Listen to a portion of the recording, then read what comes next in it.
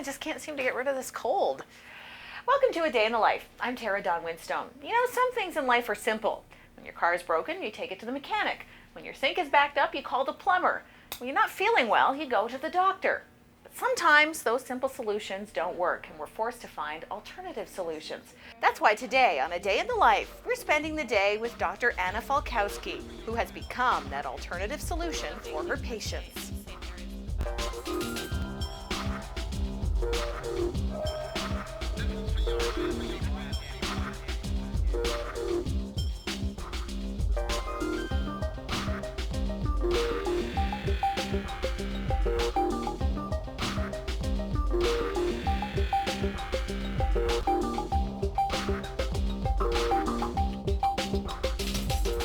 Even as a young girl growing up in Europe, Dr. Anna Falkowski always knew she wanted to become a doctor someday. But what she didn't know was that she wouldn't be walking a well-beaten path to get there. In fact, she'd be blazing a trail of her own. I think that this is a really fulfilling profession for me. I've always wanted to be a doctor, and I wanted to be able to have the time to spend with my patients. So this is exactly the career that I've been looking for in the medical field. I think a lot of children dream about becoming doctors. It's a fun thing to role play when you're little, and for me it just continued. I really respect and admire the human body and how it functions, and so I just had a natural curiosity for medicine. And again, I went the naturopathic medical route just because it was more conducive with my own beliefs, and it does really respect the human body and what it can do. I was going the traditional medical route, and then I actually took a trip with my family to Costa Rica, and there I ran into a convention of naturopathic doctors, and through speaking to them, I saw how passionate they were about what they did, and I didn't even know that this profession existed. And they were the ones who told me about the school in Toronto. So as soon as I came back from the trip, I completely changed my path, and I applied to the Naturopathic Medical College here in Toronto. Although the core philosophies of naturopathic medicine and traditional medicine are very different, Dr. Falkowski is quick to point out that it's a combination of both that can add up to optimum health care for her patients. A naturopathic doctor is a primary healthcare provider. They just use natural methods to promote healing in the body. So they may use a combination of the time-tested, proven traditional remedies in combination with the latest in scientific research to bring the body back into balance or back into health. Right now we're looking at about 700 naturopaths in Canada, and about 80% of that is female. So it seems that we're also appealing to that same demographic like ourselves, and that's why we're seeing a lot of women between the ages of 30 and 50 with a post-secondary degree education coming to see us, and those same women are making a lot of the healthcare choices for their own families. So a lot of naturopathic clinics then become a family-oriented practice. One of the biggest ones upon which naturopathic medicine is built is the idea of prevention of illness, rather than having to treat the disease or symptom process. Another big one is doctor as teacher, so taking the time to educate your patients about what sorts of changes they can make in their lifestyle, in their diet, and hopefully they can then walk away with those tools and maintain health for life. Naturopathic medicine is thousands of years old. What seemed to have happened is in around the 1930s, we saw a real decrease in popularity. At that time, conventional medicine had a very strong political backing. And at that time, conventional medicine was very much focused on technology.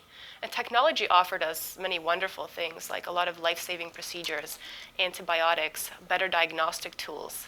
But as we became more reliant on technology, we also left behind a lot of the basic common sense principles of naturopathic medicine. We became very lazy with our lifestyle choices, with our exercise levels, with the types of foods that we were eating. So we found ourselves in a very dangerous place now with a largely obese population, superbugs that are resistant to antibiotics, and a lot of cancers are reemerging and becoming more prominent now. In naturopathic medicine, we do rely very highly on nature for our medicines. For example, we use botanical medicine, which is extracts of different herbs and plant material. which many pharmaceutical agents are actually based on those same plants. We just choose to use them in their whole form because we often find that they work best in their whole form or in the way that nature provided the plant to us. We often don't know what the active ingredients are or why they work in the way that they do. Other natural substances that we use are things like vitamins and minerals, which are often depleted in our diets, especially in this day and age. Our soils are very depleted in nutrients. So, and with the overharvesting of many of our foods, we're seeing that we actually do need to supplement even a very healthy diet with additional vitamins or minerals. And of course, that is case specific, so certain individuals will require different things, and it's all a very unique and individualized approach. What many people don't know about naturopathic doctors is that although the content of their education is different, they must complete the same amount of schooling that a traditional doctor would, and the similarities don't end there. In order to attend naturopathic medical college, you have to take pre-medical studies at a university level. So that means either 3 or 4 years of a science background. I have a 4-year degree in honors physiology from the University of Western Ontario, and then I did 4 years of medical training at the Canadian College of Naturopathic Medicine in Toronto, where I obtained my degree as a naturopathic doctor.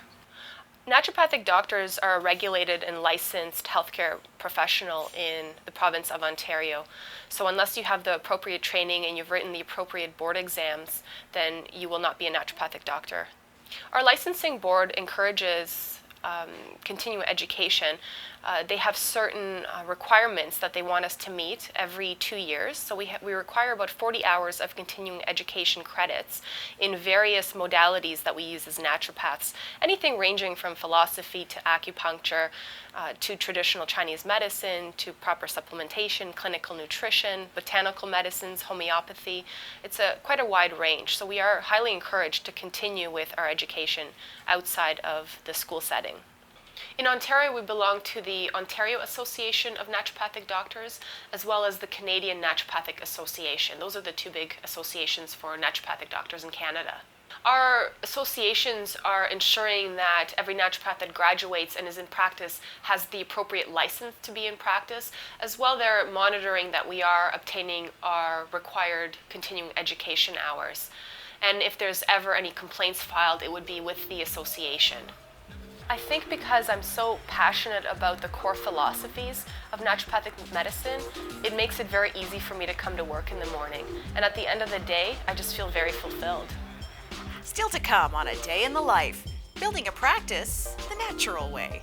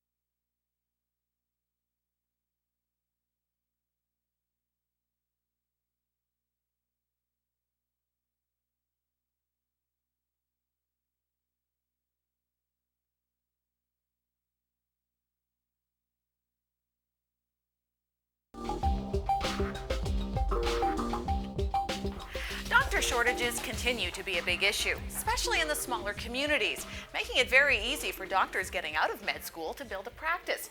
It's a different story, though, for naturopathic doctors who face an uphill battle building a clientele, something Dr. Falkowski says is something she experienced firsthand. It was mostly word of mouth. Actually, one of the biggest ways of marketing for myself that has been successful was just getting out into the community and promoting naturopathic medicine. So doing a lot of seminars and talks on different health topics. So talking about menopause, talking about prostate health. You can go to different groups and just educate them, and that's really the goal. And then if people feel comfortable with you, they like what you have to say, then that's the best way to get them through the door then. One of the biggest challenges in naturopathic medicine is constantly having to fight for your profession, and that comes from, I think, a lack of awareness and understanding of what it is we do. A lot of people think that we practice voodoo, when in fact a lot of what we do is very much science-based. People still don't view us as primary healthcare providers, and they don't understand that we can meet their general family's healthcare needs, like providing routine physical exams, blood work, and diagnosis for the entire family. So that's a little bit of a struggle. In addition, just convincing people that it's worth it to put the effort into their healthcare, because obviously it's easier to take a magical pill to make everything go away, but that quick fix model just doesn't work long term. So as a naturopath, we have to spend the time with our patients to educate them and to help them understand why we do things a certain way in naturopathic medicine. And that's how we overcome those challenges, is just with greater understanding and education and building those relationships with our clients. And thirdly, another big challenge as naturopaths is the business aspect.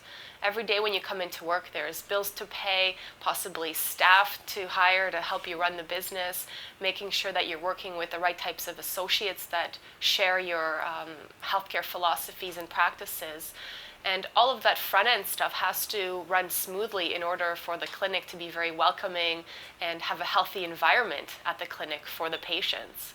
Acupuncture, from a Western perspective, releases certain neurotransmitters in the brain, which include endorphins and opioids, which are very good at decreasing pain levels in individuals, and that's what makes it such a great therapy for people in pain, conditions such as arthritis, musculoskeletal complaints, muscle tears or sprains as well, athletic injuries.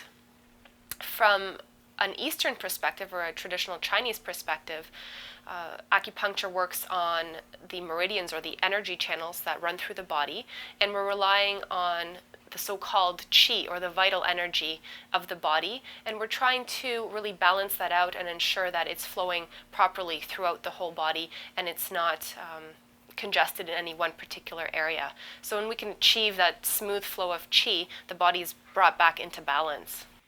One of the greatest misconceptions about naturopathic medicine is that it involves a lot of voodoo and witchcraft, which is frustrating for Dr. Falkowski, who hopes that one day naturopathic medicine will gain the worldwide acceptance that it once had centuries ago.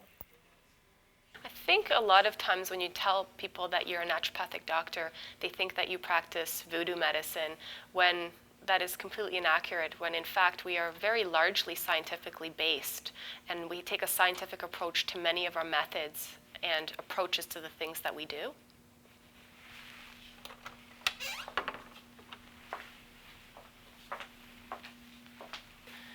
I think that because naturopathic medicine is not as well publicized as conventional medicine, there's just a lack of knowledge out there. So unless someone has done their own research into naturopathic medicine, they most likely will not know what it is. So when a patient comes to see me, I will have them fill out about 10 pages of health history, health goals, symptoms, medications, anything that they can offer to help me make a diagnosis. As well as that, we would do urinary testing, which will reveal a few things, some of the deficiencies in the body. It can give us an insight on how well their adrenal glands are functioning, how well they're responding to stress. Are they experiencing bowel dysbiosis or an imbalance in the gut flora? After that, we will do quite an extensive interview to fill in the gaps as well. The patients also come to me with a 4-day diet diary, so I can get a good idea of what it is that they're putting into their body, because nutrition really is the foundation of health and food really is medicine. So I like to see what they're feeding their bodies or their cells. I think as a naturopath, I try to piece together little bits from the interview, from some of the health history that they fill out. In addition, the urine tests that we run here at the clinic. But I try to, I think usually because we spend an hour and a half with our full assessment, by the end of the visit, I have a good idea of what's happening, and I'm able to read between the lines.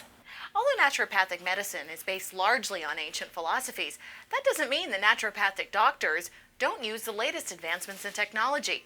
In fact, they rely heavily on them to help them with accurate diagnosis and treatment for their patients. Think I'm going to live?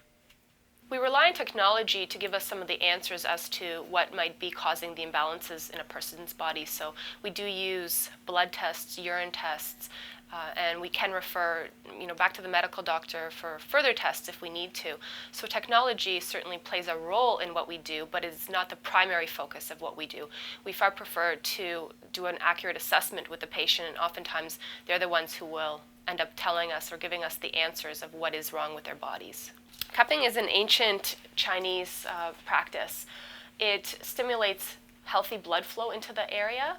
It's really good to use in people who have chest congestion, they're coming down with colds or flus, but it works very well in the muscles as well. So for example, with someone like Jennifer, who is a massage therapist by trade, so cupping will help relieve some of the pain and the tension in those muscles. So Jen's skin is getting nice and red right now with all the increased blood flow, and there's some histamine release as well that's happening at this